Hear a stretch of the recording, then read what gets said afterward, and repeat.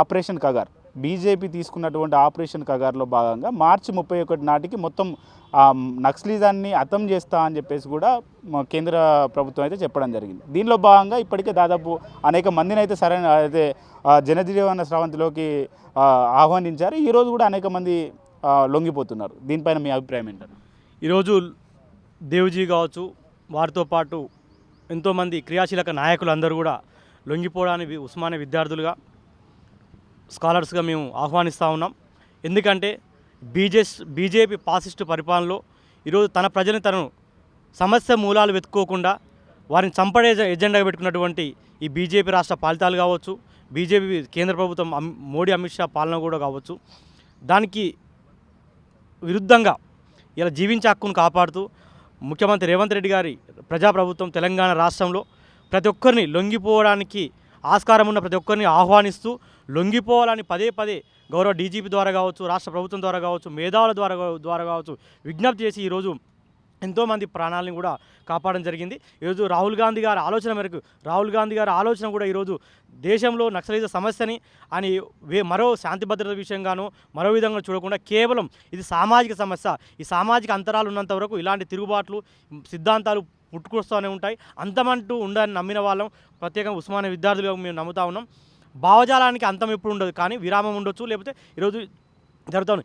ఏదేమైనప్పటికీ ఈ ఆధునిక కాలంలో రాజ్యాంగబద్ధంగా డాక్టర్ బిఆర్ అంబేద్కర్ అందించిన రాజ్యాంగ సూత్రాలకు అనుగుణంగా ప్రజాస్వామ్యబద్ధంలో ఓటు ద్వారా మన ప్రజలను చైతన్యం చేసి మనందరం రాజ్యాధికారంలో భాగస్వాములమైతూ మనం ఈ ఫాసిస్ట్ బీజేపీ పరిపాలనలో ఎదుర్కోవడం కోసం, దించడం కోసం మనందరం ఐక్యంగా ముందు వాళ్ళని కోరుకుంటా ఉన్నాం. దీనిలో భాగంగా ఈరోజు దేవ్జీ గారు ఈరోజు సాధారణ దళిత కుటుంబంలో పుట్టి అత్యున్నతమైన స్థాయిలో ఎదిగి ఈరోజు తన జీవితం మొత్తం ప్రజల కోసం అర్పించినటువంటి నాయకుడు ఈరోజు జనజీవన స్రవంతిలోకి రావడాన్ని, అందులో దేశవ్యాప్తంగా ఈరోజు చర్చ తెలంగాణ వైపు మళ్తా ఉన్నది.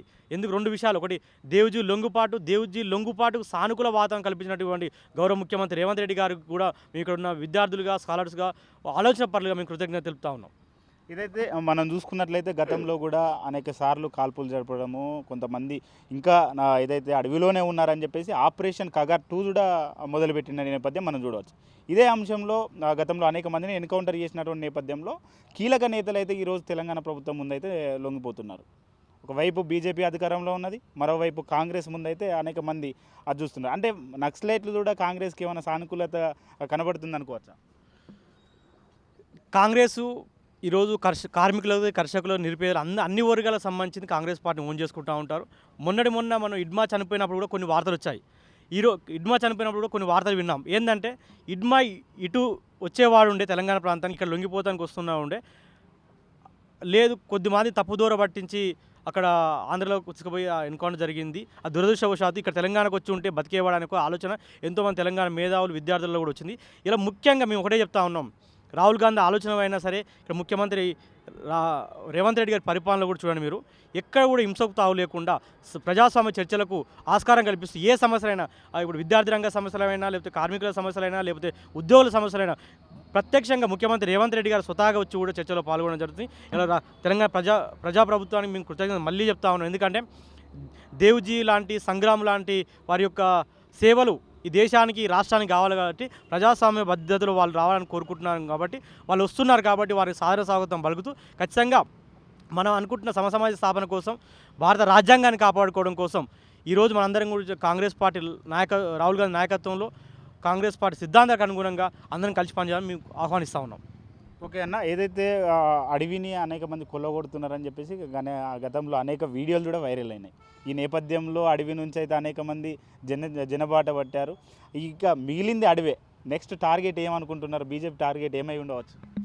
బీజేపీ టార్గెట్ వచ్చినప్పటి నుంచి దశల వారీగా మైనార్టీలు, దళితులు, క్రిస్టియన్లు, తర్వాత ఆదివాసీలను, ఇంకా వాళ్ళ ఫాసిస్టు పరిపాలన, నియంత్రిత పరిపాలన ఎవరైతే వ్యతిరేకం పనిచేస్తారో వారందరినీ నిర్మూలించాలనే ఎజెండా ఉంది. కాబట్టి కొద్ది రోజులు అభివృద్ధి ముసుగులో, జాతీయవాద ముసుగులో వాళ్ళు పన్నిన కుట్రలు లేకపోతే రాజకీయాలు అన్నీ కూడా ఫలించినాయి. కానీ దేశ ప్రజలు ప్రత్యేకంగా యువత ఈ దేశంలో అత్యధిక ఉన్నటువంటి యువత మొత్తం ఈరోజు ఆ మతం మత్తులో నుండి ఆ మాయల నుండి బయటపడి ఈరోజు ఆధునిక పోకలకు అనుగుణంగా ఆధునిక ఆలోచనలు కలిగినటువంటి నాయకత్వాన్ని ఇలా రాహుల్ గాంధీ గారు లాంటి ఒక నాయకత్వాన్ని ఎన్నుకోవడానికి సదా సిద్ధంగా ఉన్నారు.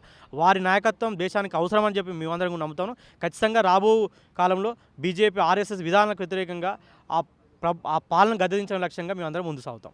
ఓకే అన్న, ఏదైతే నక్సలైట్ విషయం ఒకసారి పక్కన పెడితే తెలంగాణలో ఏదైతే ఈ మధ్యలో సంచలనం సృష్టించినటువంటి 2 నెలల పాప మీద కూడా ఏదైతే కొంతమంది హత్యకు ఏదైతే దాడికి పాల్పడి హత్య చేయడం అయితే మనం చూసాం. దీనిపైన మీ అభిప్రాయం ఏంటన్న? ఇది మానవ చరిత్రలో ప్రత్యేకంగా ప్రేమ అభిమానాలకు సోదరభావానికి నిలయమైనటువంటి తెలంగాణలో అలాంటి సంఘటన జరగడం దురదృష్టకరం, బాధాకరం.